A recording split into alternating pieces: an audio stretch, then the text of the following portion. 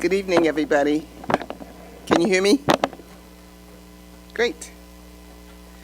Welcome to the March 9th, 2026 meeting of the Evanston Township High School Board of Education. Can we have a roll call, please? Here. Here. Here. Here. Here. Here. Here. Thank you. All right. So, I'm going to start this meeting a little different than the agenda. I'm going to take a prerogative as the board president to open this meeting up with an issue, a critical issue that has been on my mind for several weeks now, and I've been wanting an opportunity and a platform to have this conversation. So I'm going to invite the board to join me in this conversation. And it is a discussion about the recent events at Loyola Academy. And I want to be clear about why I'm making this the first thing we talk about, because this is important. This is a priority. We believe that our students and our staff deserve to be treated well, deserve to be treated with respect, and they don't need to be in a space where they're going to experience racial slurs or verbal assaults. So I also want to say that I appreciate the action that the referee took to remove the individual who made the racial slur against our student. I appreciate that. And I guess I really believe that Loyola's leadership, their subsequent leadership, in coming here and giving us an apology is profoundly insignificant. And that's what I want to say. I know that most recently I got an email that indicated that there might be some training, but I still haven't seen anything that indicates that Loyola is doing any of that. A restorative apology is only as good as the accountability that follows it, and as of this date, I haven't seen anything. I mean, if there's something that I'm missing, I'm happy to hear about it later. Furthermore, there's another piece of this that didn't make the media that I am equally as upset about, if not more, and this involves an adult.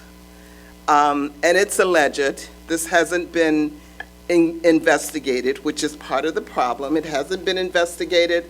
It hasn't been talked about, and there's a silence around it. One of the coaches we have heard had allegedly made a very negative statement to one of our coaches, and this is alleged. He called our coach the B word 2 times. So I'm really upset about that because, again, the administration hasn't mentioned it. There's nothing about it. And the fact that it's gone so unnamed just really makes the harm even greater.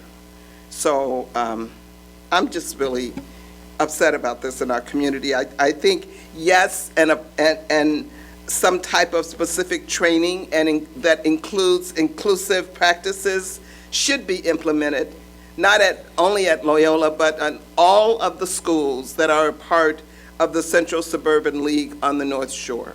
Our students really should not experience this, and our staff should not experience this. And neither our students or staff should ever have to worry that this is coming. This is going to happen. So whenever there's any kind of activity, they should not have to anticipate that. I am interested in seeing what the Central Suburban League has come up with. If there's a training, I just want to hear about it.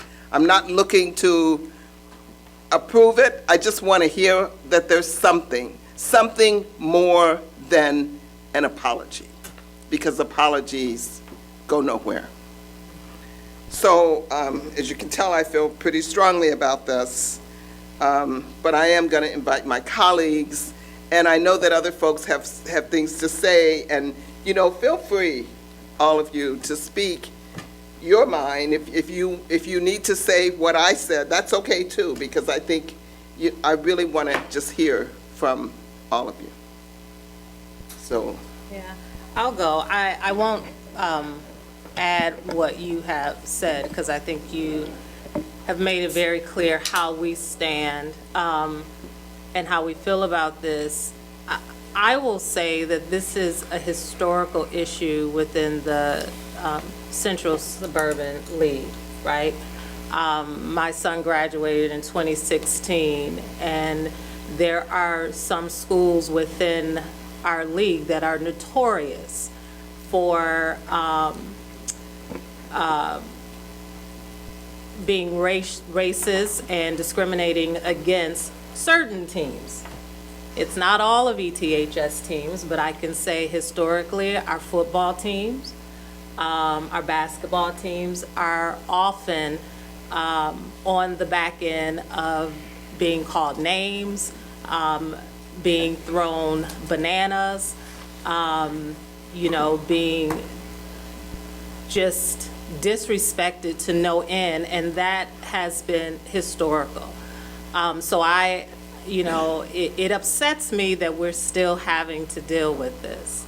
And nothing has been done at a higher level to address this issue. And Evanston Township High School is the most diverse school in this league, right? So our students have to go into communities where there are individuals that don't look like them live in. And our students have to compete on a level that we love them to compete, right? We love our athletes, our student athletes. We love our teams here, and our teams here across the board are extremely competitive and oftentimes kick butt, right? So that's not, you know, that's not liked. They don't like that, and especially when you're coming from a very extremely diverse community into their space. So, you know, I would say that, you know, this is just a symptom of the problem, because this has been historical and something that our students have had to carry and prepare for. Just imagine that. Imagine having the conversation in the locker room about a certain school maybe, you know, disrespecting you or calling you out of your name or doing something very racist to you, and you have to show up and play anyway. Just imagine that in 2000, you know, imagine that in 2026. or anticipating it. Anticipating it, Yeah. and then having to come back to your community after dealing with that and brush it off like it's no big deal. Luckily, coming back into your community that receives you. So, you know, yeah, my hope is, I guess I'm, you know, Loyola is doing what they're going to do, and I don't expect them to do any more, unfortunately. But I do expect us to hold the league accountable for their lack of doing nothing to address this issue with the schools that they know notoriously disrespect and are racist towards our kids. So it just has to end, or we have to determine when enough is enough. Yeah. Yeah. Okay, I prefer to talk more conversationally, but this is pretty important, and I jotted some thoughts down, but I won't just be reading. So I was out of town when I first heard about the Loyola Evanston game and what happened, and I found it chilling. My thoughts immediately shifted to our president's post of the video clip portraying former President Obama and Michelle Obama as apes, a blatantly racist act for which there was no accountability. I was relieved to hear that there was quick action at the game, at least in terms of dismissing the student section. I then caught a headline of the fact that the president of Loyola Academy would be coming to ETHS to apologize. The first thought that flew through my head when I heard that piece of news was that it felt like an instance in which a parent apologizes for the actions of their child, rather than using the opportunity for repair and learning. I don't presume to know exactly what is happening inside Loyola Academy in the aftermath of these incidents. What I do know is that Loyola Academy and ETHS are learning institutions. And as a Catholic myself and the daughter of a Catholic school teacher, I do know that I expect more from a Jesuit institution, given the Jesuit emphasis on cura personalis, a core value stressing that caring for others requires recognizing their full humanity. I believe that it's imperative that when what happened at the game prompts education and restorative practice for the students and coaching staff. It is our duty as educators to help our young people and our adults truly understand the impact and harm of their actions and how to change behavior moving forward. In a political and social climate in which people are polarized in terms of their political, social, and religious ideologies, and in which there is a lack of accountability for harmful actions, we as educators cannot miss any opportunity to show our students and staff a different way and a better way, a way that respects the humanity and dignity of all people. We can do better. We can ensure that there is increased training on inclusivity and anti-racism for all schools in the Central Suburban League. The Building a More Inclusive CSL workshop that ETHS is hosting is a good example of this. At all competitions, athletes and their families, coaching staff, the students and staff who attend games should experience safe environments free of harm and hurt. Thank you. John? For me, it covers a few different layers or a few different levels, but what frustrates me is the faux or the performativeness of what I think the apology was. It does not seem sincere, and that was a good point. I didn't even think of it from the perspective of it's like a parent apologizing for the child without the child taking any accountability and having that learning opportunity. That's an excellent point. And to Monique's point about the certain schools that are kind of habitual perpetrators, I like Pat's point of trying to hold CSL accountable to try to actually drive something that's meaningful and we see something happen. It's I wish I could say it's shocking, but it's not. It's just sad that that these things continue to happen. I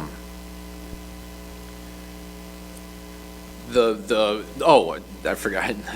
The one thing I wanted to actually talk about was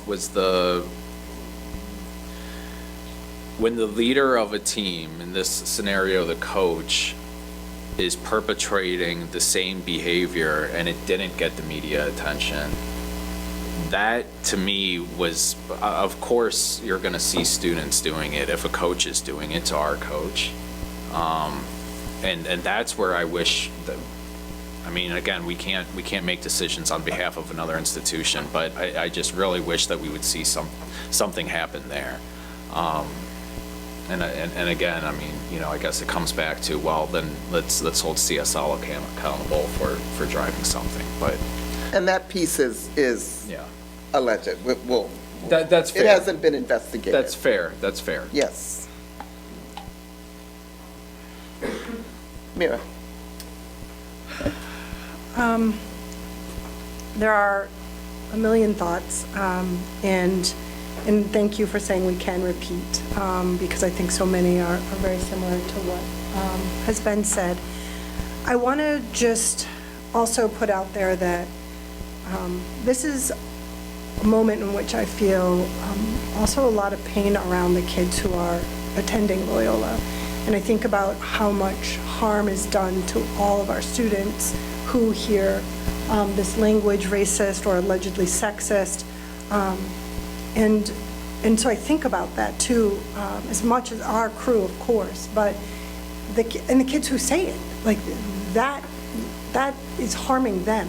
And for them to, we need to understand that this is an equal, not equal, but an opportunity in which we must help all of our students and the staff who are part of our school systems in standing up, like you said, and speaking to it, not remaining silent, not worrying about whether or not we are saying things that are the same, our voice, if not here, where. And to remember, our kids are watching us. This is a moment for us to really show and model what it means to not accept to be dehumanized or to allow for surface level apologies, maybe step one. But what I worry about is the systemic change that's needed. So I love the work of our CSL in the initial piece, and the sessions that are offered and the way that they're designed are really to take root in a set of conditions that the school system has to reinforce on a daily.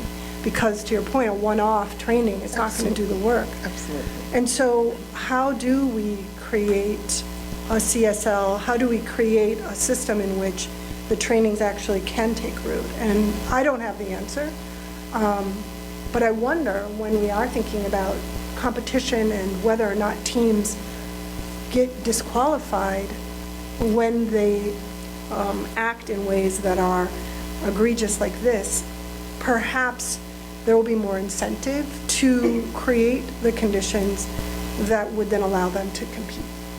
Because the athletes, the gyms, all of these are part of our extended classrooms. And so we know that the standard should be just as high.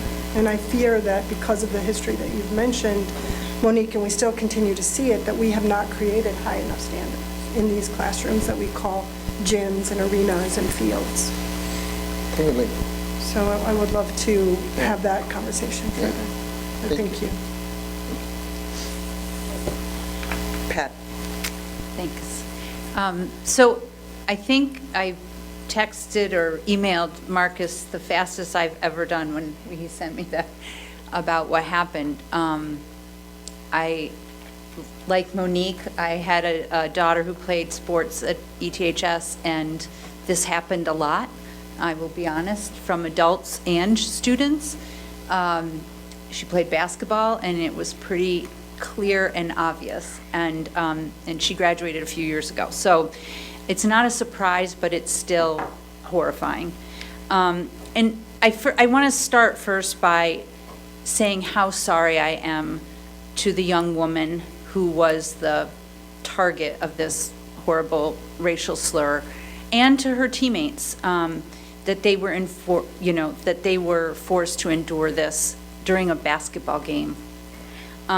It's beyond unacceptable, and they deserve so much more than apologies. It just never should have happened. And I feel that unfortunately we can't, as adults, we can't protect our kids out in the world all the time, but it certainly feels like in their own school, and when they're playing on behalf of their school at another school, they should be safe from these dehumanizing comments. And I want the young woman and her whole team to know that as an ETH board member, as a community member, I'm just so sorry, and I want them to know that they are loved and supported by this board, by me, and by this school, because they are, and we are truly sorry. I also have to say, as a parent of white children, I have never personally had to experience what it's like to have the person I love the most in the entire world, my own child, subjected to such awful, dehumanizing words that are meant to distract them from a game, but not really. These are words trying to rob them of their humanity. And I say that sincerely, that I don't know that pain, but I ask other members of the community, particularly other white families in our community, in Loyola, in the league, to think about that. We have a privilege that we don't have to have that conversation with our student. Our student doesn't have to talk to their teammates about, oh, we're playing so-and-so today, so be careful of whatever. They don't have to have that thought. That is a gift. And I don't want that for any child, any young person, ever, regardless of who they are, how they show up, how they speak, what they look like. And I think as white families, as white parents and community members, we need to take a beat and think about that. Because if that were our child, I think there would be a very different, we would be responding differently as a collective. And so I really ask members of our community and the Loyola community to really ponder that and really think about that. And I also, to Mira's point, I also want the Loyola community to think about their own community. There are students of color who go to Loyola. There was a picture on the front page of the roundtable, or on the article of the roundtable, showing the student section, and there were several black students in that group. They were sitting next to the person who said that. How in the world would they feel? Can you imagine how you would feel sitting next to someone you think is your friend and find out that that's how they think about you and others like you?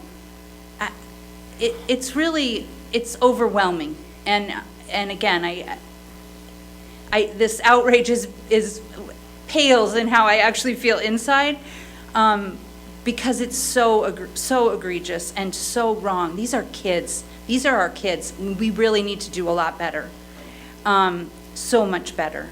I think as adults, we need to educate ourselves. We need to be ready to support our young people in the community. All of us need to do that. And as educators, including the coaches of teams, really need to be extra prepared to deal with these kind of problems, to model for students how to be anti-racist, how to be able to have difficult conversations that are uncomfortable, and help students see what that looks like so they can do it too. There's just so much dehumanization in our world right now. It is horrible, and I know probably everybody in this room agrees on that. But we need to ensure that at least our schools are a sanctuary for our kids. And maybe if we help that sanctuary to stay strong and supportive of all of our kids, maybe they'll figure out the way to lead us out of this, so that Monique and I, with kids who graduated in 16 and 18, are still not seeing the same thing. So God bless our girls basketball team. Thank you. Pat. Liz. Hi. I had to jot down and collect my thoughts in writing. And I'm going to provide a little bit of background for some people that are hearing this for the first time. And I apologize in advance for the strong language, but I think that the public needs to hear the full effect of what actually happened. So in February, the ETHS girls basketball played against Loyola, and there were incidences that disrupted what should have been a fun and joyous game. Firstly, in the quiet leading up to a free throw by one of ETHS's black athletes, a student from Loyola yelled the word Chewbacca from the stands. As we all know, Chewbacca is an ape-like creature from Star Wars. Comparing black human beings to apes is one of the oldest known racist tropes, and perhaps one of the most harmful because it is so dehumanizing. It is hate speech, plain and simple. And I was not born yesterday, so it's clear to me that the racist attack was meant to psych out the basketball player and the rest of the team and anybody else who is black and brown at the game, But like others have said, it's really more than that. It's dehumanizing. It's more than just psyching out a player. It's basically dehumanizing them to the point that they maybe couldn't even play anymore. So many people heard the attack, including the officials, and luckily some of the officials swiftly moved in and confronted the group of students from Loyola. There's a photo in the round table showing the Loyola students laughing while the referee is confronting them, which is also concerning. Here at ETHS, we don't really buy into the excuse that it's a bad apple situation or a one-off situation when it comes to racism. We see racism in terms of systems and institutional culture and norms. We have difficult conversations in every corner of this building to bring to light the systems that produce the racial harm. Other schools have a moral obligation to do the same thing. Not talking frankly about racism to students and then assuming they will magically not be racist is foolish. It's our responsibility as the adults in our schools to teach our students about the real life harm of racism and racist language. We are working against a dangerous tide at the national level where racist beliefs and language are becoming commonplace. We have to provide the counter narrative and have those uncomfortable conversations and give our students the tools to navigate complex, current, and historical harms.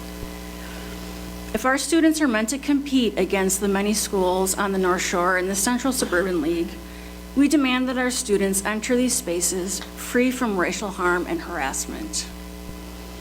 Schools need to be addressing racism in their classrooms, regardless of the racial makeup of their school and whether they are public or private.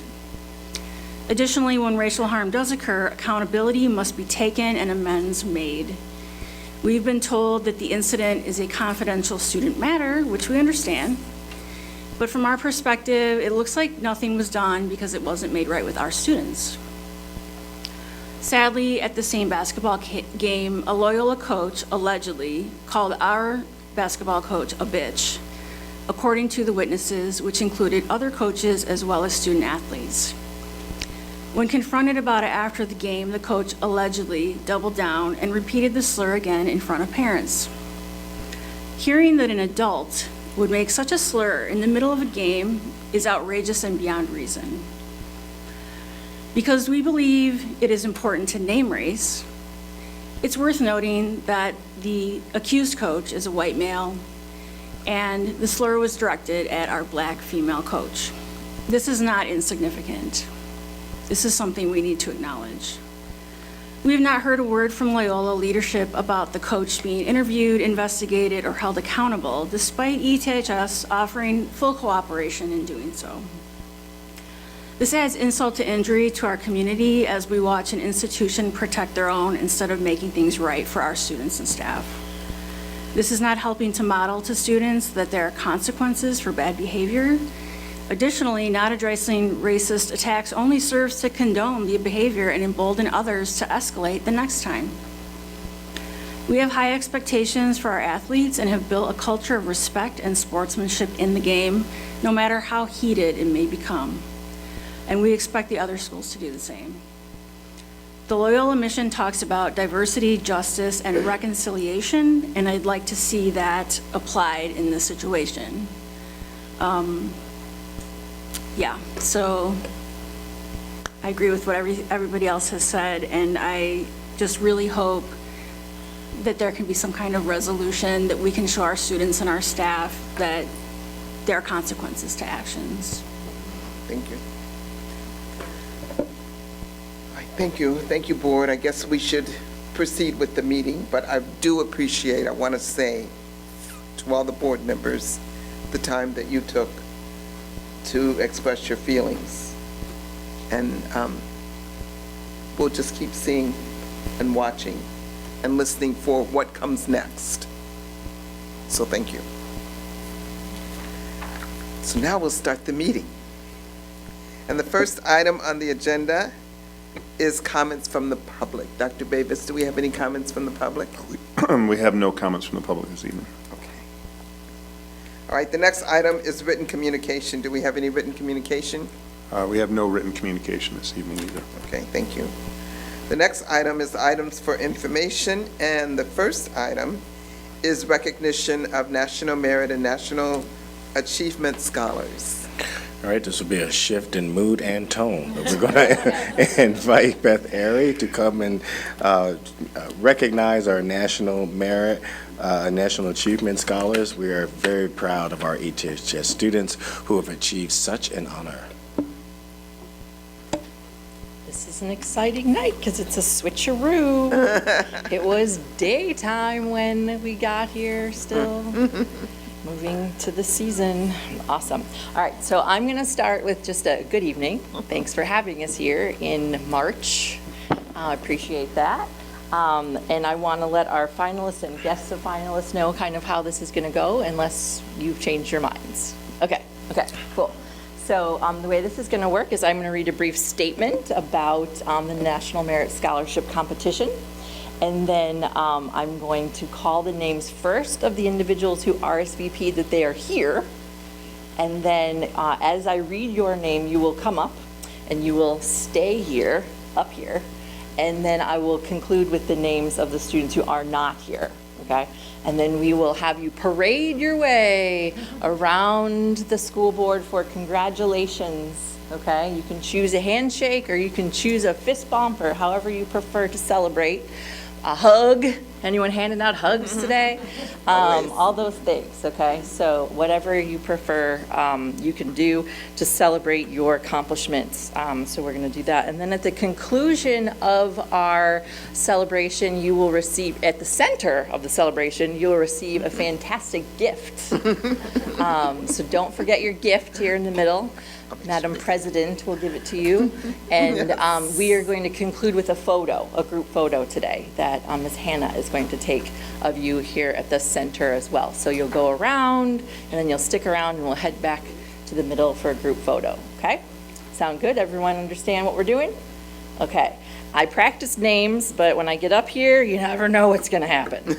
I also have certificates. So at the conclusion, I'll hand them out at the end so that we don't get all like fumbly up here and stuff like that, okay?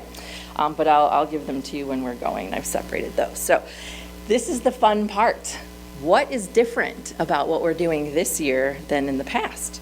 So while it is a small move, a small change, it is significant to highlight tonight's program in the shift that we're doing to honor these students who are here today, who have been selected for National Merit Scholarship Competition. Instead of only test scores, ETHS has chosen to celebrate top-performing semifinalists who have successfully advanced to finalist status based on academic record, essays, and letters of recommendation. The students with us tonight entered the 2026 National Merit Scholarship Competition by taking the 2024 PSAT NMSQT, which is the National Merit Scholarship Qualifying Test, as juniors. Okay. And this served as that initial screen for how you get into the competition. The nationwide pool of semifinalists represents less than 1% of high school seniors. As semifinalists, these students each chose to complete a rigorous application process with a very short timeline during an already very stressful senior fall. They did it though. Now as finalists in the 71st Annual National Merit Scholarship Program, these talented high school seniors are now eligible to earn a $2,500 National Merit Scholarship or corporate or college-sponsored scholarship. Tonight, for the first time, I have the privilege of presenting to you our 2026 ETHS National Merit Competition finalists. It's very exciting. Okay, you ready? So I am going to, don't forget to come up when I call your name, Mattia Beretti. Oh, Mattia. Congratulations. And then we have Ryan Cowan.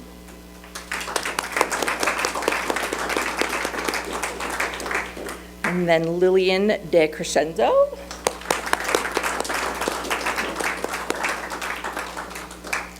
Nikolai Drobishevsky.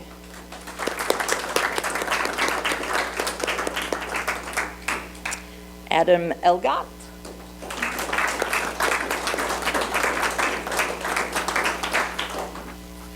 Kinsey Guy.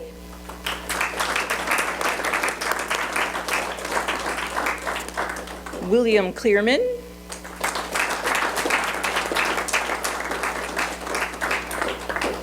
Griffin Lewis.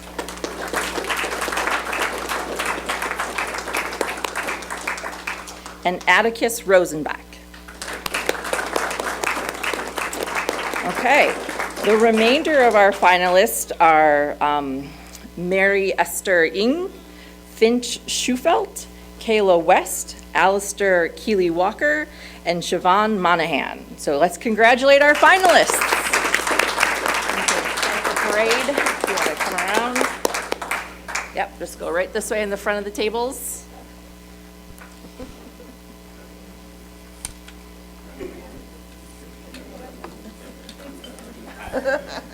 And here's your pen. Thank you. You're welcome. Here's your pen. Congratulations. Congratulations. Congratulations. Congratulations.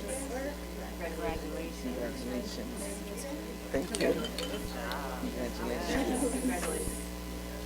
Congratulations. Congratulations.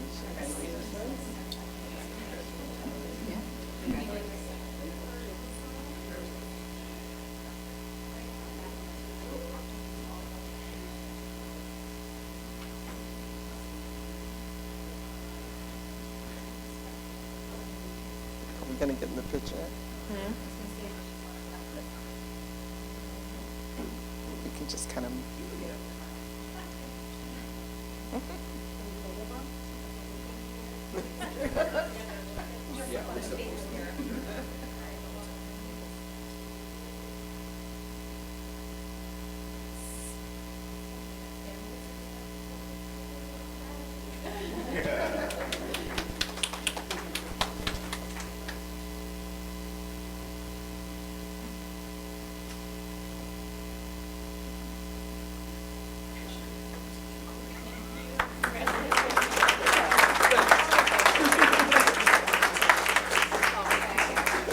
Yeah, that concludes our program, families. You are welcome to depart.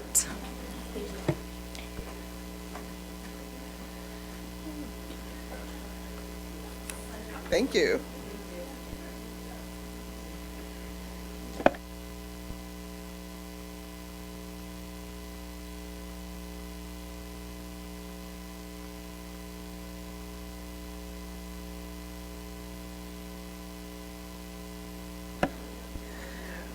Okay, so while families are departing, we're going to keep going. And the next item is a report from our school-based health center. We get an update. All right, we're going to have our representatives from the School-Based Health Center to come and share their report. Hi. Turn your mic on. How's it working? There you go. Very good. I'm going to help pull up the slides. Okay.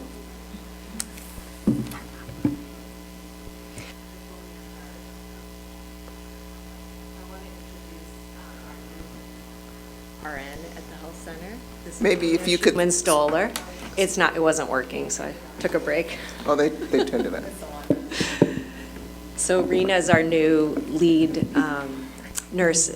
You haven't met her yet, so she wasn't with me when I was here 2 years ago, and we are very lucky to have her. And she's a former graduate of ETHS. Yes, I am. Thank you, yes. I'm back. Class of? 2010. Okay. 2010. Yeah, thank you for your help, Kendra. Yeah, we're all getting older. Right, you just need to mirror it.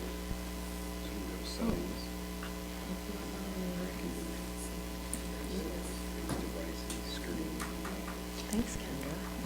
I'm a good nurse, but not very good at technology, so. Yep. Scroll down, there should be like a mirror, or no, it says extend, there's a drop down, you have to click that.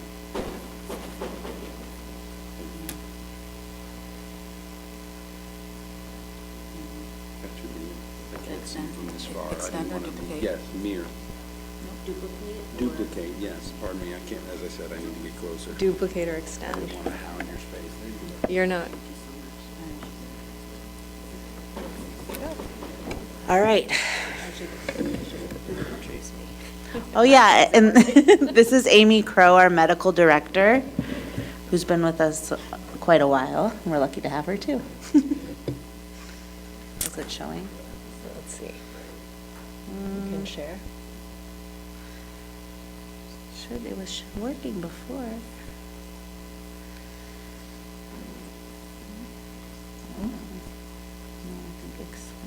Here, would you like me to- I would Yeah, love that'd for be you, great. You're in the right spot. right? We're just not, yeah, we're Keep changes. Keep changes. That's what I want. And we're gonna do slideshow. Okay, awesome. We're here, we did it. All right. all right. You can run those. Well, I realize that most of you are very familiar with us because I see a lot of familiar faces from last time, but you might remember, some people wonder, what is a school-based health center? So we're one of the few schools in the area that are lucky enough to have one in our high school, and we've been around for a long time. It's basically a pediatric primary care office that's inside your school. So we can do anything any primary care office can do and a lot more. So because we're located in the school, students can miss less school and parents miss less work, and students learn how to advocate for themselves and take charge of their own health. So in our clinic, we offer physicals, sports physicals, vaccines, reproductive health, mental health, wellness, as well as urgent appointments. And we work closely with your nurse's office, which are separate than us. We save appointments for them every day, just in case they have situations of students they want to send over. Yeah.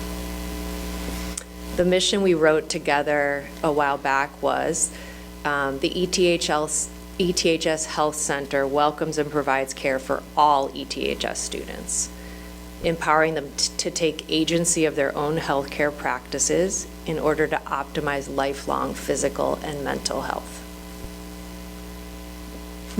So yeah, we had our 30th year anniversary this year. It was a really beautiful event that we held here at the school.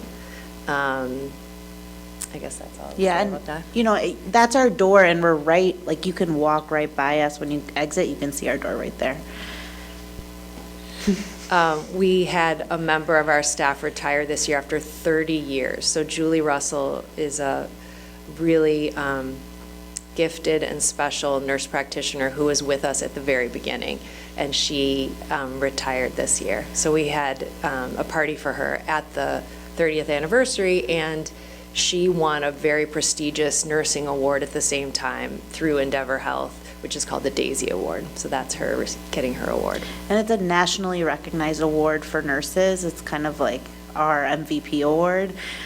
So the fact that someone who was working with us for so long was able to receive this award is a huge testament to the work that we do at the health center. And her 4 sons came here as well. Oh, yeah, it was, To yes. this school.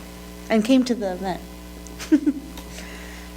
That's our crew. So we have 3 physicians part-time, 3 nurse practitioners, 1 full-time, 2 part-time.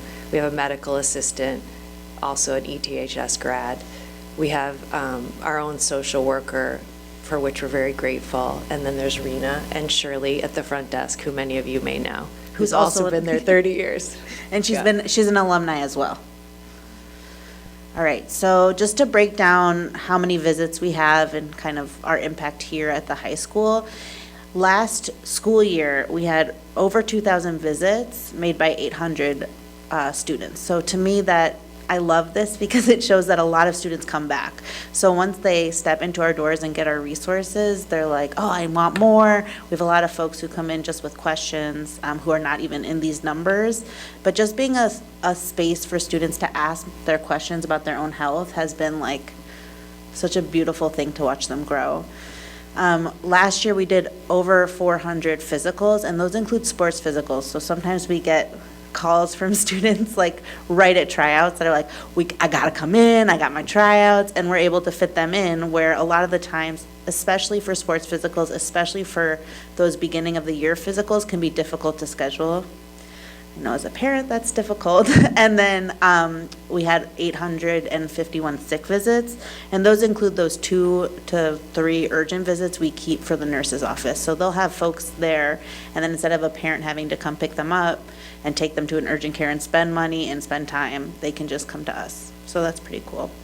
And then thus far this school year, we've seen 1,764 visits made by 571 patients. So. And I'll just add Yeah. to that. So there isn't a day at the health center that isn't busy and full. And it's rare to have a patient that does not have multiple needs. So they may come for one thing, but there are often many other things that we address at the same time. So I decided to look through just the last couple weeks of who's come in. And in a given day, we might see truly all in one day, an unhoused teen who needs urgent psychiatric referral, a newcomer family of 6 who has lost all their vaccine records and needs to get into District 65, a teen who is worried about STI and pregnancy because they had unprotected sex, and then we might do a sports physical and discover a new murmur and have to get them urgent cardiology follow-up before they can play their sport. And that could be one provider in one day. So it's complex. It's complex work we do. And also we have the time, we get to give them time too, to explore those things too, which is such a gift. We have long visits. Long visits sometimes. And then just breaking down some more numbers, we see both male and female and non-binary patients. We're working on getting our non-binary folks to feel comfortable to report that, and also just keep on checking in about gender, as we know it's fluid. And this is, again, their self-reported data. We also have, this is self-reported demographics, so how they identify themselves. You can read it, yeah. And then also just important to emphasize our insurance status. So we also have the privilege, because of our partnership with ETHS, with Endeavor Health, with the city, to see patients who are uninsured, who have Medicaid, and also private insurance folks. But we have the ability to give them really comprehensive care, especially for our uninsured people, and then our social worker can help them find insurance as well. So we get to do this wraparound for many different types of students. And no student is turned away regardless of ability to be insured or pay. Correct. So we talked about this 2 years ago, how much the mental health arm of our clinic has grown, and obviously it's, you can't separate that mental and physical health, but last year we had 350 mental health sessions with 43 different students, with one social worker in the kitchen. So we're still in our kitchen. We still don't have enough space, but she is very busy. So we now have a part-time pediatrician, though, who specializes in mental health diagnoses and is seeing patients and can do some med management. And then I think we talked about 2 years ago how we partnered with the Bridges program through Endeavor Health. So now we have on-site psychiatry. So we've been doing that since we met last time. It's a weekly clinic, and it has changed everything. They do psychiatric evaluation and treatment, and they can get students in within a week or 2. And that's also during students' time at the school. So again, they don't need to leave or feel additional stigma for those kinds of visits. It's just here during their off blocks. They don't need transportation to appointments. Mm-hmm. And then in terms of our reproductive health, which is important in the way we live right now in this world, we do have free and confidential access to all forms of contraceptives. If the only type we are unable to do at the health center are long-acting contraceptives, and those we have a really close partnership with Erie Health right down the road that is able to do that for our patients. If a student comes in, like Amy said or Dr. Crow said, when they're freaked out about STIs, we are able to test them confidentially as well. And we've tested last year 183 students, and we treated them on site. And we can also do partner treatment, which is really great. And all of these services are given to us through our partnership with the Evanston Department of Public Health, and we're so grateful for their partnership, and especially in this time, we've been working really closely about how to navigate these things, especially to support our minors. You may remember that the partnership is one for 30 years between ETHS, the Department of Public Health, and Endeavor Health. So in terms of wellness, our Well Kits program, which we've talked about before, it was started by Dr. Lynn Shahab. It is now integrated into all of our care, and it focuses on things that we know we have lots of data on health outcomes and wellness outcomes. So we focus on sleep, sugar, and stress. And we use sort of a motivational interviewing approach where students decide what they want to work on, and then we have meetings to follow up. We have sports medicine doctors that support the student athletes. They come over weekly from Endeavor and they work with our trainers. We still have acupuncture on site because the integrative medicine department still supports us from Endeavor. And the staff actually take advantage of the acupuncture as well. And our newest initiative that we're excited about is we're now partnering with the dietitians over at Endeavor, and we're hoping to have very soon an on-site weekly dietitian who can see patients for a whole range of things, from eating disorders all the way to pre-diabetes. And this will be really exciting, and we can't wait.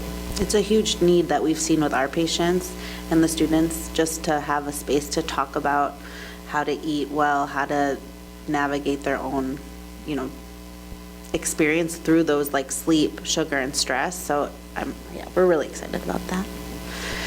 And then we spend a lot of time out in the ETHS community.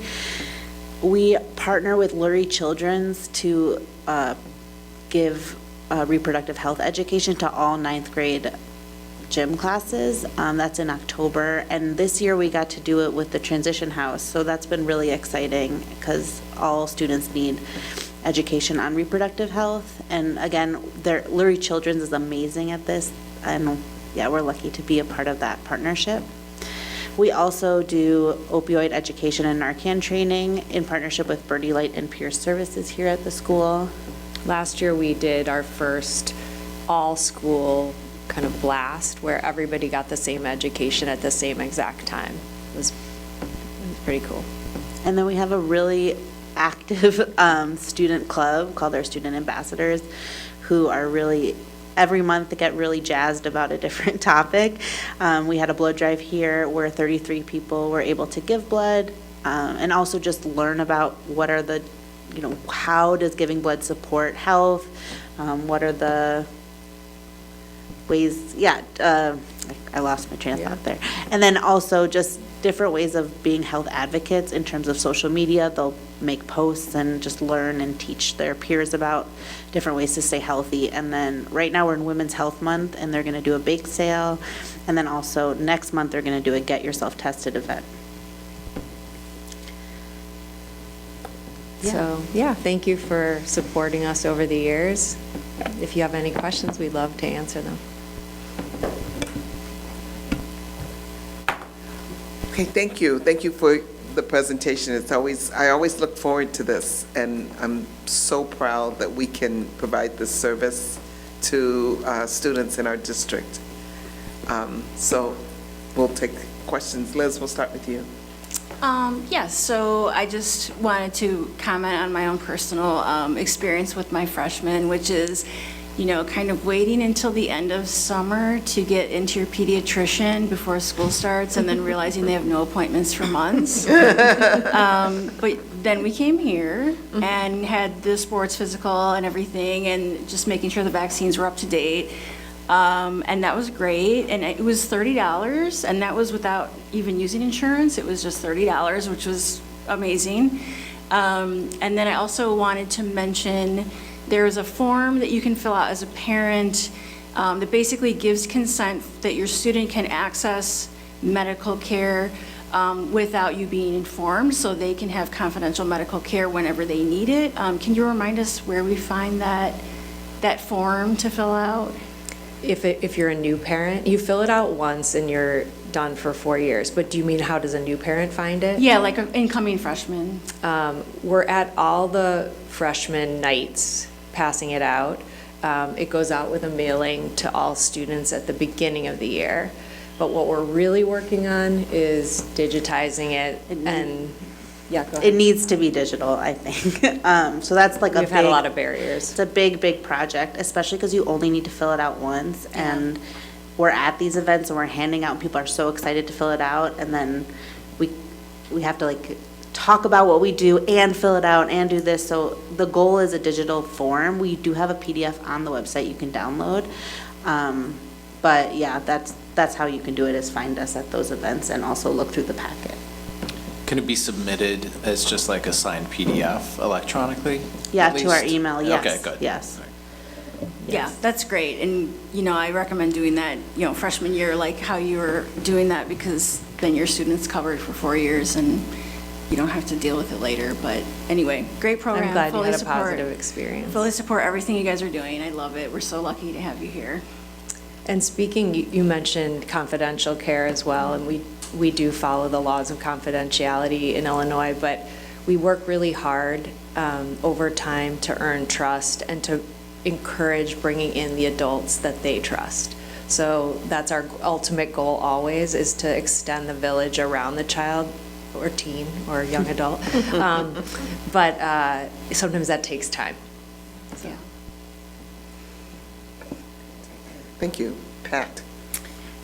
Thank you. That was a great report. I just real quickly wanted to ask about the mental health issue. We certainly, since COVID, have been really talking about this nationally and at ETHS, and I just wonder if you could shed a little light on what you're seeing. Is it getting better? Are you getting some themes that you're able to address more as a community health as well as individual? Like, can you just talk a little bit about where we're at in mental health with our teens at this point? I guess there is a lot of data around COVID, around the peaks in, for example, ER visits, hospitalizations. We know a lot about that. I think, like many things that happened during COVID, it was a wake-up call, and we've been sort of digging our way out of it ever since. So from our perspective, we continue to turn every stone over to find every resource we can, and we work closely. Our social worker, Yolanda Kim, works with the team. There's a huge, incredible team at ETHS who sees so many kids, and so she tries to be a part of that team. I think bringing in the psychiatrist was critical, because even if we could diagnose, like, we didn't have any, it took 6 months to get kids in, and that's why you sometimes end up in the hospital and or the emergency room. So I'd say I don't have any like bright news for you that we're through it, but but we're trying to figure out how to do it better and catch up. But I think resources, particularly for our uninsured patients and our Medicaid covered patients, are thin. And being able to give them, again, those resources at the school alleviates a lot of anxiety about stigma and just general missing class. A lot of those anxieties can build on top of each other. So we're just grateful to be here at the school where they are and be able to give them individual therapy with someone who's been, Yolanda has been here for 10 years and has really strong relationships with the school, and the school is really responsive. So we're just really in a really privileged position to be able to meet the students who are ready for services and want to talk and want to, get some support, to then be able to wrap that around them. It always makes sense to do the appointments here, because there's just too many barriers to getting to appointments. Great. Well, thank you for all that great work. Thank you. Yeah. Well, before I was on the board, I was in the counseling department for 21 years, so I had the privilege of working directly with the school-based health center. And I just want to lift what an invaluable resource having the school-based health center is for our students. And she's been mentioned already before, but I did want to give a shout out to Yolanda Kim. Working in counseling, that partnership is really strong and is, again, a great resource for our students, and it's so accessible. So the other thing I wanted to mention is, as I listen, your services are clearly ever more comprehensive and seem to really be responding to the needs, the growing needs or the evolving needs or the needs of the moment. And so I'm impressed by that, and I thank you for that. And then the question I had was, how is it looking in terms of, what do you see in terms of the accessibility and use of families where English may not be their native language? How do we address that? We have multiple, in terms of Spanish speakers, which is our number one language here, we have multiple providers that speak Spanish. So there's always someone there who speaks Spanish. But we also have, through Endeavor Health, we have the iPad where we can get any translator for any language at any moment. So we do always use translation services with our patients. We're so glad we can do that. Yeah. And thanks for noticing the growth. Yeah. My comment's just tiny, but one, amazing work, and I'm struck by it, even though you said, it was 2 years ago. It feels new still to keep hearing what powerful work we do, and that we're a community-based health service. Being a professional in another school district where we don't have that makes me all the more just in awe and in gratitude. So thank you. And then I was just thinking about the fourth S, social media. Thank you. We welcome all ideas. John? I just wanted to comment on how you're expanding with dietitian, and the emphasis there I think is phenomenal, especially from the disorder end of the spectrum, maybe even in particular on that end of the spectrum, but all the way up through the other end of the spectrum with pre-diabetes and different things, I think. And that kind of, I feel, almost folds into the mental health aspect as well. So it's phenomenal to see that that's being given the attention it deserves. And the fun part is that the whole team can talk about a case together. Yeah. So we're all there, like all the different people that are involved with that patient. And just as a fact, there really are not services for eating disordered students that are Medicaid insured or uninsured. There really are almost no services, and we've struggled with that. So many of them go untreated. Yeah. So maybe this is a beginning. Yeah. It is a beginning. Yeah. Once It is. It's going to start soon. Yes. Yeah, that's awesome. I think at one point you mentioned supporting someone so that they could get into District 65. Do you see the younger kids often?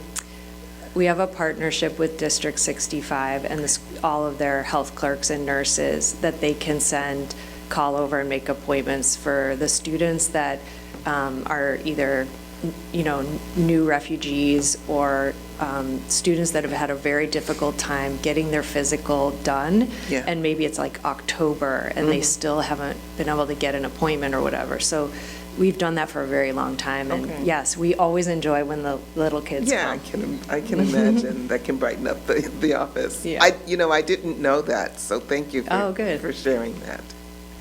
And thank you again.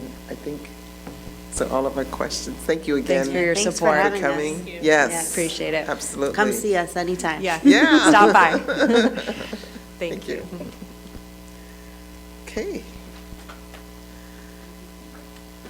Super. And Dr. Bavis is going over because we are going to talk about textbook adoption and deletion proposals.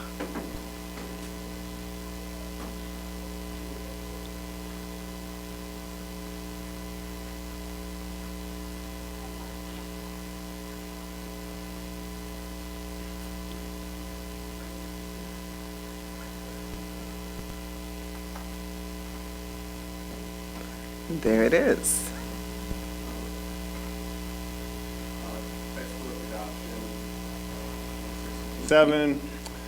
Here's the rapid process that we use for textbooks. We use a similar process for new courses. Department chairs, in conjunction with teachers, recommend new textbooks, new texts. I have to agree to sign off an agreement to move those proposals forward to the Board of Education. If approved by the Board of Education, teachers with department chairs implement the new text in the following school year.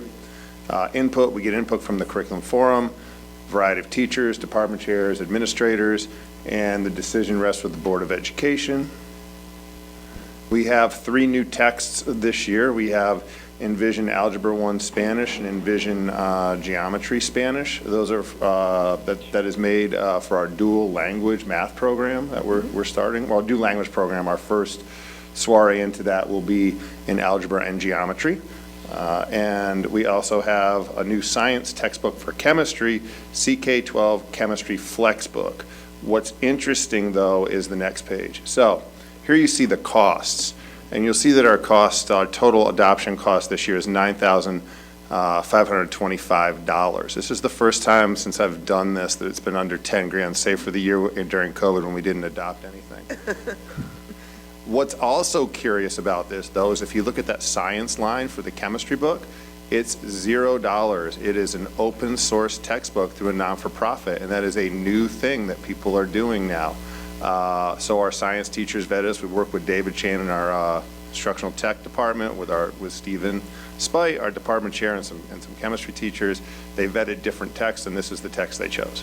So it's really, really exciting. I'm not going to demo it for you tonight, but if you're interested, I encourage you to go check it out. We're also looking down the road at other options for other courses like psychology. There's an AP Psych book that's out there as well. If you think about it, though, if we didn't have that option, this could easily be a $100,000 total purchase or above, because that's what a big ticket item of 780 units costs. It gets expensive fast. So that's a major development in textbooks. Here you see the cost of textbook, a 5-year history. I don't want to get too excited, but in 22-23 we spent $138,000, and it's been a steady decrease all the way down to $9,525. Can't promise that that'll continue, but I'm going to take the savings over the last 2 years. I think that's pretty impressive. And again, with this new online open source textbook through these non-for-profits, I think we're positioned well going forward. Open for questions. So is that what's happening, these online textbooks? Yeah, there's new players have entered the field that are very disruptive to your traditional textbook companies like Savas and those online providers, because typically what they'll do is they'll bundle an online text with a hardcover text, and they don't give you a break. And then your subscription typically is a 4 or 5 year subscription, and then at the end of that you have to re-up. So they pretty much guarantee with your typical for-profit purchases that you're re-upping your licenses every 4 to 5 years. So if that's a major adoption of about 700 books, you can see how that can be extraordinarily expensive over time. That is exactly why these non-for-profits that are entering this field are extraordinarily disruptive. Yeah. Pete, how do the nonprofits get, what's the background on that? Who's there? It's not like funded by some evil genius that we don't want. No, these are not funded by evil geniuses. No, they tend to be more consortium-based organizations. So, no, we looked at that. I'm sure you did, and I'm sure you looked for propaganda. Yeah.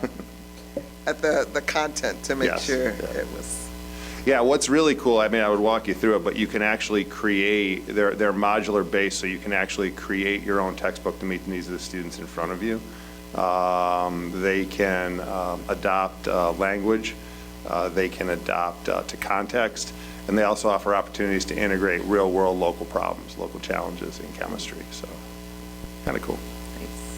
Very nice. John? Yeah, and so I just want to kind of double down and point out that the savings are not because we're not relying on textbooks anymore or changes. It's simply like being able to find, which is really cool. Yeah, exactly, yeah. Thanks, John. Also, this year, the list was pretty short. Sometimes we have many more books on the list. Yes, sometimes we do. We're going to actually next year start an English rotation of novels and things. So you'll see like there'll be a 4-year cycle of adoption for English novels. Our English teachers out there are very excited to hear that. That is under the leadership. It's long overdue. And I'm going to credit our current department chair, Dr. Jody Elliott Shermer, for that. She's really taken the leadership role on that, and we've met several times with our book distribution person, Angela Malone, and we have a 4-year rotating strategy for that. So, and it's not going to break the bank. These are novels, not $150 textbooks. It's pretty cool. Very excited for that. It's a great development. Yeah, I'll be interested in what novels get selected. Oh, me too. Former English teacher, I'm going to have an opinion, but I'm going to keep that in the back pocket. All right. All right. Thank you so much, Thank you. Dr. Davis. Bet. Okay, and we're now going to talk about international travel for 26-27. We have Dr. Brown coming, and she will maybe share a little bit, but then with just mostly questions about the travel. Okay. Good evening. Good evening. So we have 4 proposed international travel trips. One to Beijing, China, Madrid, Spain, a Latin tour, which includes Italy, France, Sicily, and Greece, and then a Moroccan tour. 3 of the 4 are proposed through our world language departments.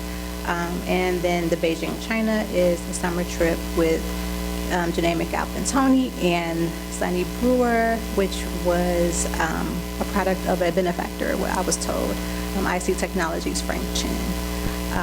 All of the world language trips are being fundraised, so they will fundraise through T-shirt sales, through popcorn sales, solicit funds through the Unterman or foundation donations, and family contributions. And then in addition to that, the Madrid trip will receive financial support through the exchange scholarship, which is being donated through some of the host families for that trip. Any questions?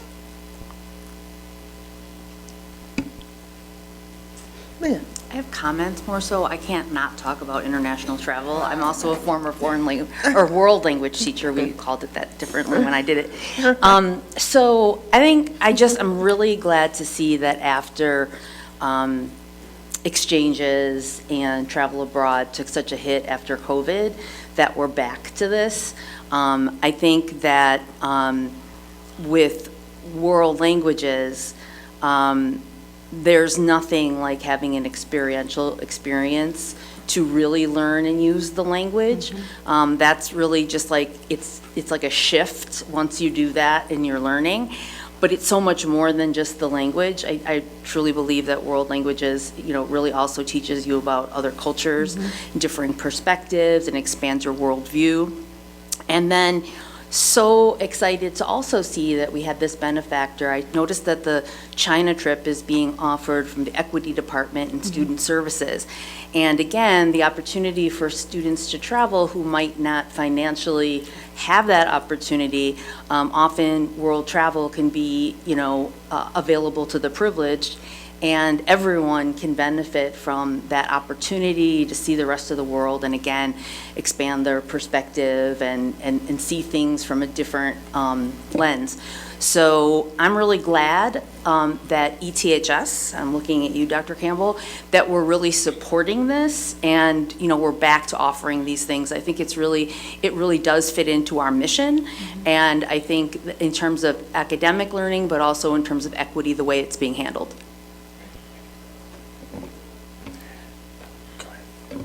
I was going to say, the China trip has been in the works for Dr. Davis, what, 2 years, 3 years? To bring it back. You want to go back to the original orange story? So We don't have to go that it's far 2 years. back. 2 years on About this 2 one. years, and it just makes me think that we need to talk about this larger partnership that we have with the benefactor, because it's not just the China trip, it's what he wants to do is make an ETHS-like school in China for students who don't really have access to this kind of education. And so we've been sharing a lot of thoughts and information and trying to get some things going, and because he wants to open a school just like ETHS in China. So that's a longer conversation and a longer project, but this is kind of the first step in that process, along with stuff that we've been working out with the attorneys. At some point, we'll bring that to the board. Well, that sounds really exciting. So I guess I'm going to bring a different perspective in light of what's going on in the world right now. So yeah, I'm excited, but I'm concerned. I mean, you know, and it's probably not even this, because we don't know what's going to, you know, happen by the end of 2026, maybe more so our trips that are planned, if we have any, for the beginning or for now. Are we done with traveling right now? For now, yeah. For now, okay, praise God. So, yeah, I'm thinking, you know, as the person that I am right now, and we're trying to make sure that all our students have access to this. There will probably, and I'm making an assumption, be more concerned with certain pockets of our community about extending this to their child or allowing their student to do this, and all families will be concerned for sure. And so what is our process of determining if we go, you know, how we decide where to go, what's safe, how do we keep our students safe? I guess I can't talk about this without talking about the current state of the world we're living in right now. So I can't put this in isolation of what's happening in our world. I can speak to that, and Kiwan, if you want to share. So it's usually driven by the curriculum, you know, and we take all and advisory notifications from the State Department. So I think maybe just a couple of years ago, we were headed to someplace and the State Department said, nope, don't go, or it got really, you know, uncomfortable for us. We pulled the trip the night before and said, we're just not going to go. So we look at the State Department advisories and what's generally happening within the region, and if we need to decide that this is not the right time to go, then we do make adjustments. So it's not just, we're going regardless, we do, you know, follow a safety protocol. Perfect. I just think it's important that we communicate that out as we're trying to build participation in this as well. So thank you for that. Excellent. Yeah. Other questions, board? Thank you so much, Dr. Brown. I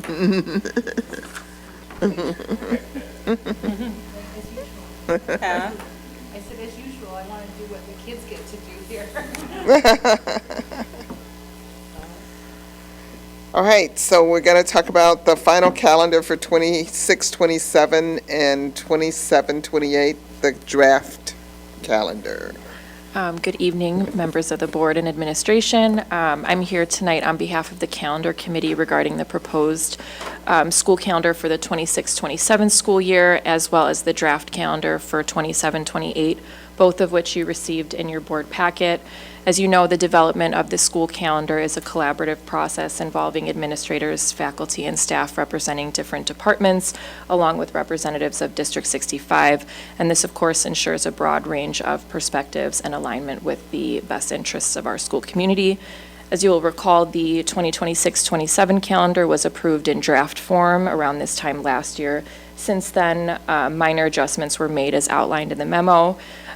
For planning purposes and, of course, as a service to our students, staff, and families, we also develop a draft calendar 2 years in advance, and the draft calendar for 27-28 included in the memo is intended to provide advance notice of key dates and may be adjusted as needed next year.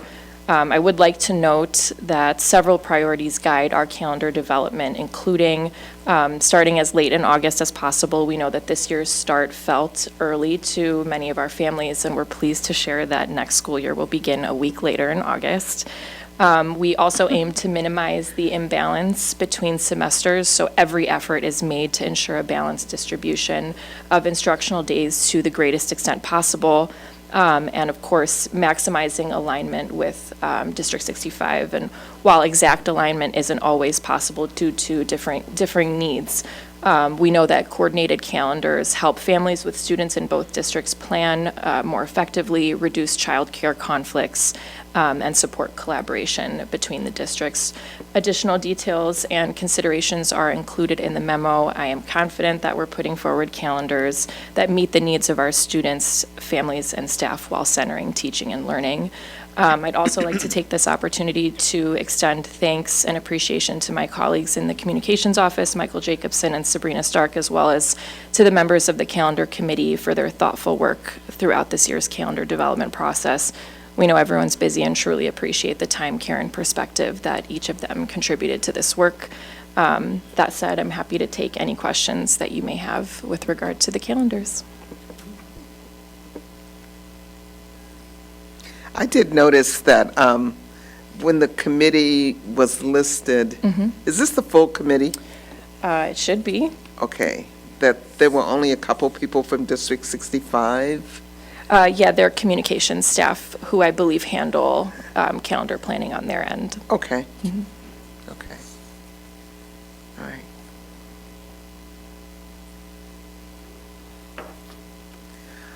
So thank you so much. Sure, It's good to see you at that table. Good to see you all. Love this. Yeah, here we go. Bye. All right. Okay, we are at item number 7, FOIAs. Dr. Bavis. Yes, we have 8 FOIAs, one from Meyer, one from Ferrera Store, one from Akins, one from Henry, and 4 from Randall. The responses are in your packet. Okay, thank you. All right. All right, we're at board committee reports, and the first one is the City Schools Liaison Committee that met January 29th. I think Liz and I were at that meeting, and that report is in your packet, so if you have any questions, let us know. And the next one is the curriculum forum from March 3rd. We essentially did. It's in the packet as well. Quick meeting, just like Yeah. presentation. It's very efficient. Very efficient. I love it. All right, so we're at the student board report. Eva.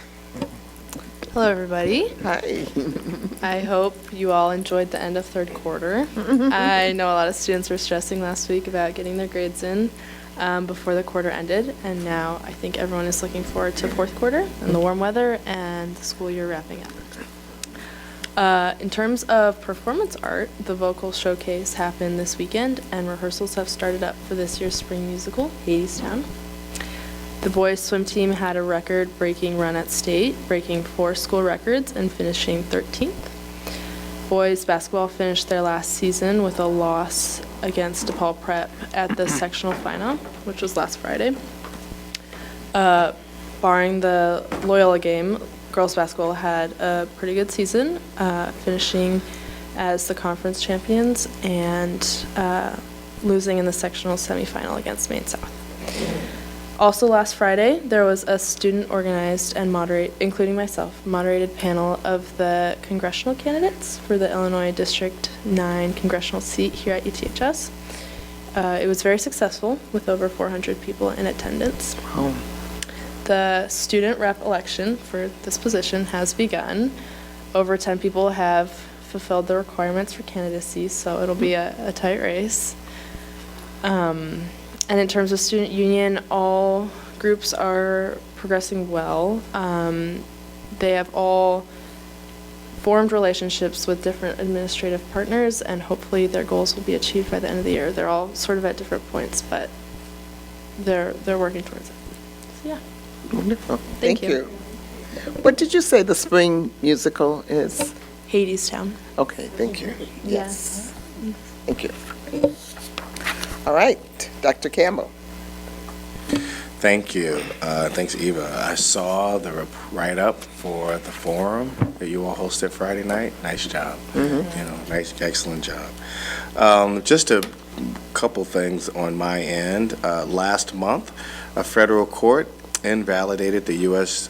Department of Education's 2025 directive that sought to restrict DEI initiatives, ruling that guidance could not be enforced nationwide. Amid national uncertainty about diversity, equity, and inclusion efforts in schools and threats to our federal funding, I'm proud that ETHS and our educators, this board, stood firmly on our core values and continue to support inclusive, informed learning environments for all students. Throughout this period, we remain focused on expanding opportunity and upholding principles that guide our work while preparing for changes in funding. The ruling affirms what educators have long understood, honoring the full humanity of every person and engaging honestly with our shared history are essential to the work in education. And I must add that I am very grateful to NEA, our National Education Association, for their advocacy on this, with the feds. It could not have happened without NEA, the NAACP, and so many organizations working to say that this is quite an infringement upon what we really believe education is about. So I just wanted to shout out NEA and our own teacher, Bill Farmer, who was on the NEA board, for their advocacy and support in that work. There's a lot of talk about Loyola tonight, and I appreciate the board's comments and sharing your concerns around the what happened with our girls basketball team at Loyola. And I also want to take this moment to recognize our winter sport athletes more broadly.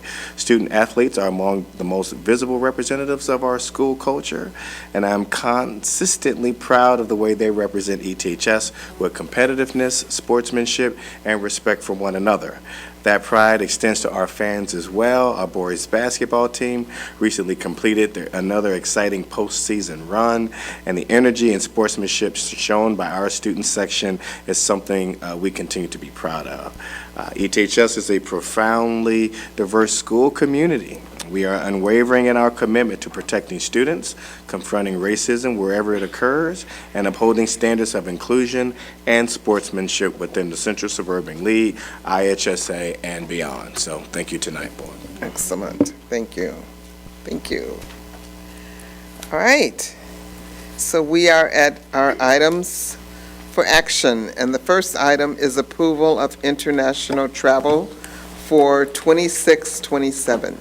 Can I have a motion, please? So moved. Second? Roll call, please. Yes. Yes. Yes? Yes. Yes. Yes. Yes, thank you.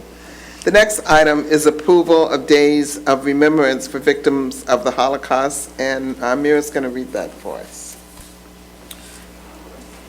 Do I have to read it exactly how it's stated? Okay, that means I don't. I don't. You don't? No. Yes, you Okay. do. Yes, you do. Okay. Yes, you do. No. Okay, Holocaust Remembrance Days, March 16th through March 20th, 2026.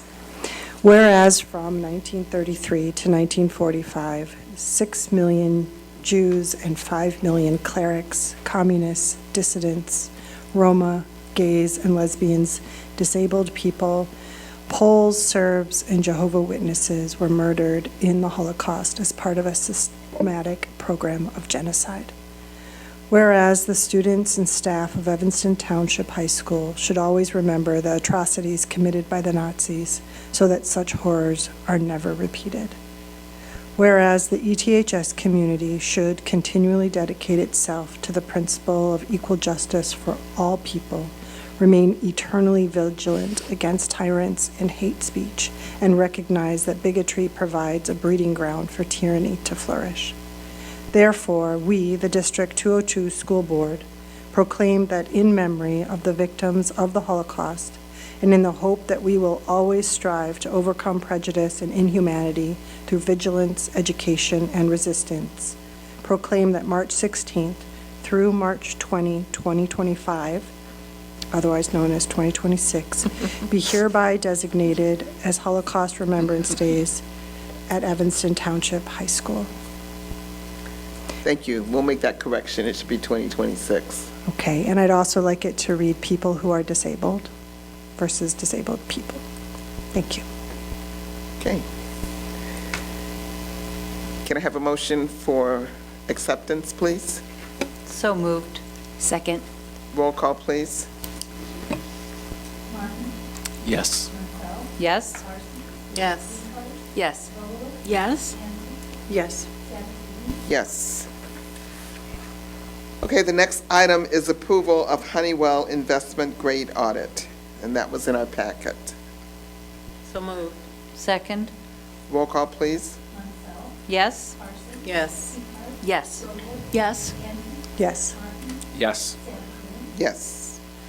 The next item is approval of resolution providing for the issue of not to exceed $15 million general obligation school bonds of the district for the purpose of altering school buildings and purchasing and installing equipment therein for fire prevention and safety, energy conservation, and school security purposes, providing for the levy of direct annual tax sufficient to pay the principal and interest on said bonds, and authorizing the sale of said bonds to the purchaser thereof. Before you all vote, Kendra, you got a comment? Yeah, I was just going to share with the board, a few months back, we had this item on the agenda. Yes. Needed to table it so that we could make sure that we had all of our tasks handled for the approval. We were able to get everything approved by the Illinois State Board of Education so that we could move forward with issuing these bonds. And these funds will be predominantly used for the replacement of mechanical equipment in the athletic wing, which will allow us to then replace old and failing equipment with equipment that will be able to provide air conditioning in the gym wing. So we're looking forward to taking that on. And also, the other part of this is that because it was tabled and we didn't issue the debt when we initially were intending, we did have to go through and do another rating call with Moody's. And so I just also wanted to make sure that the board was informed that we still were able to maintain our AAA bond rating. Yay. Excellent. Excellent. Okay, thank you. Thank you for that update and that information. Okay, can I have a motion, please? So moved. Second? Roll call, please. Yes. Yes. Yes? Yes. Yes. Yes? Yes. The next item is approval of resolution of sale of the geometry and construction home for 2020 and for 2120 and 2122 Darrell in Evanston, Illinois. So moved. Second. Yes?